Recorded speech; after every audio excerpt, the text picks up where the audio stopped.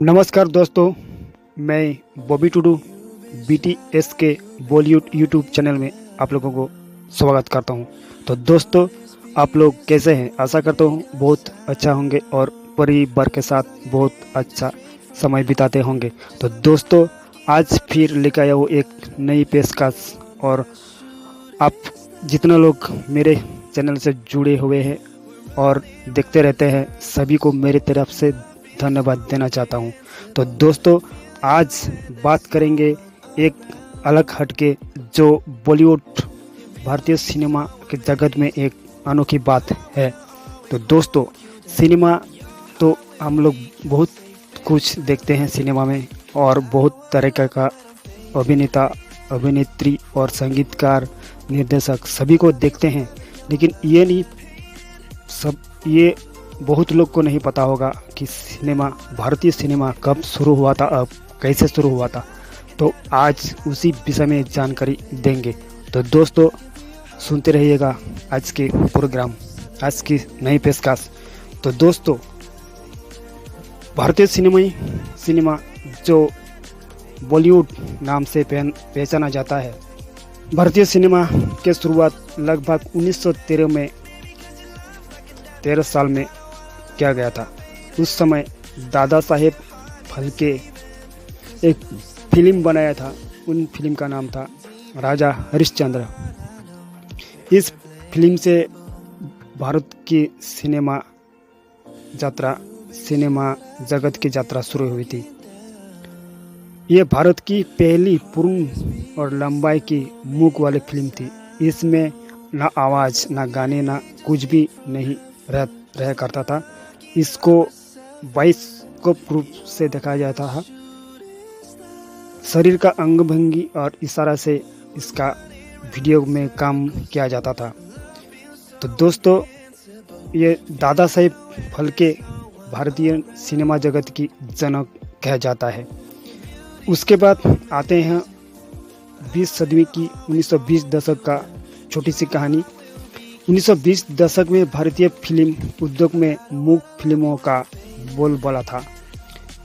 उस समय में कुछ छोटे बड़े फिल्म निर्माता उभर कर आया था। 1931 में भारतीय सिनेमा की पहली बोलती फिल्म आलम आरा रिलीज हुई, जो अंतरिश ईरानी ने बनाया था। इस फिल्म ने सिनेमा में कुछ ध्वनि के आगमन की शुरुआत किया था, और ये पहली फिल्म है जो ध्वनि और आवाज़ के साथ बनाया गया था, आलम आरा। उसके बाद हम लोगों की भारतवर्ष जब स्वाधीन हुआ था 1947 साल में, भारत की स्वाधीन होने के बाद भारतीय सिनेमा में कई बदलाव हुए। 1950 का दशक भारतीय सिनेमा का स्वर्ण युग माना जाता है। इस समय में राज कपूर, दिलीप कुमार, देव आनंद जैसे महान कलाकारों ने अपने पहचान बनाई। इस समय प्रमुख निर्देशक में गुरुदत्त, बिमल राय और के आसिफ शामिल थे। इस युग की महत्वपूर्ण फिल्मों में मुगले आजम, श्री 420, प्यासा और मदर इंडिया, ये मशहूर फिल्म बनाया गया था उस टाइम में। तो दोस्तों, उसके बाद आते हैं 1960 और 70 दशक की कुछ फिल्म के बारे में बात करते हैं। 1960 और 70 दशक के में भारतीय सिनेमा में रोमांस और सामाजिक मुद्दे को केंद्र में रखा। इस दौर में राजेश खन्ना सुपरस्टार बने और अमिताभ बच्चन ने एंग्री यंग मैन की छवि से दर्शकों को दिलों में जगह बनाई। 1970 के दशक में शोले, दीवार, अमर अकबर एंटोनी जैसी फिल्में में सुपरहिट हुआ था। 1980 और 90 दशक की में बॉलीवुड में मसाला फिल्म का दौर चला आया, जिसमें एक्शन, रोमांस, कॉमेडी और ड्रामा का भी मिश्रण हुआ करता था। इस समय के प्रमुख कलाकारों में से अनिल कपूर, सनी देओल और माधुरी दीक्षित शामिल थे।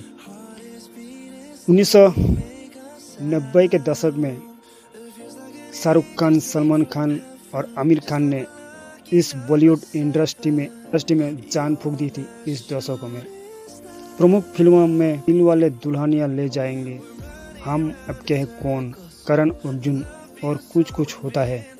यह धांसू धांसू फिल्म उस समय में बना था और रिलीज हुआ था और काफ़ी सुपरहिट हुआ था और लोकप्रिय भी हुआ था। तो दोस्तों, आप लोग ये सब फिल्म देखे होंगे, अगर नहीं देखे हैं तो देख लीजिएगा।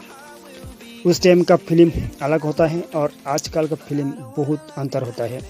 समझ में नहीं आएगा कहाँ से शुरू किया और कहाँ ख़त्म हुआ, लेकिन उस 80-90 दशक का फिल्म में सब कुछ समझ में आ जाता है। लेकिन आजकल इंटरनेट ज़माना का युग है, सब कोई मालूम होता है और बहुत जल्दी पता लग जाता है। तो दोस्तों, 2000 के दशक में भी बॉलीवुड में एक इंटरनेशनल स्तर पर अपने पहचान बनाया। फिल्मों की गुणवत्ता की और तकनीकी उन्नति में सुधार हुआ था। शाहरुख खान, आमिर खान, सलमान खान इस समय के प्रमुख सितारे बने रहे थे।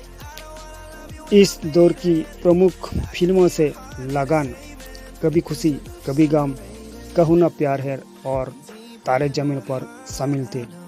ये सब फिल्म भी बहुत सुपरहिट और ब्लॉकबस्टर था, अभी भी देखा जाता होगा।